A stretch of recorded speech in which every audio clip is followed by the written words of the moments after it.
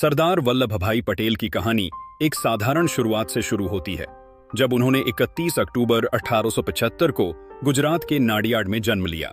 उनके प्रारंभिक जीवन में संघर्ष और मेहनत का साया था। शिक्षा के प्रति उनकी समर्पण भावना ने उन्हें कड़ी मेहनत करने पर मजबूर किया।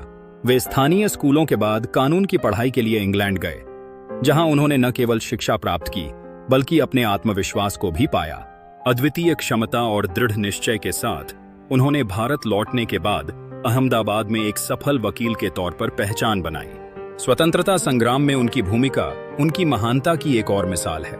महात्मा गांधी के साथ मिलकर उन्होंने भारतीय स्वतंत्रता संग्राम में वास्तव में महत्वपूर्ण योगदान दिया।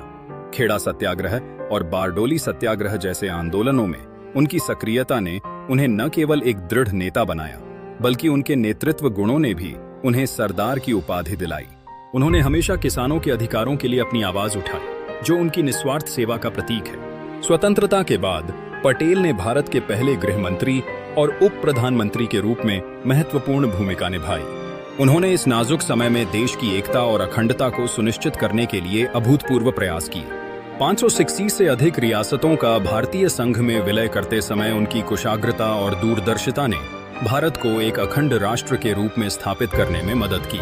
भारतीय सिविल सेवा के संस्थापकों में उनकी भूमिका ने प्रशासनिक व्यवस्था को मजबूत किया। पटेल की विरासत अटल है। उन्हें उनकी दृढ़ता, समर्पण और राष्ट्रीय एकता के प्रति प्रतिबद्धता के लिए हमेशा याद किया जाएगा। उनकी जयंती 31 अक्टूबर को राष्ट्रीय एकता दिवस के रूप में मनाया जाता है, जो उनकी विचारधारा को सम्मानित करता है।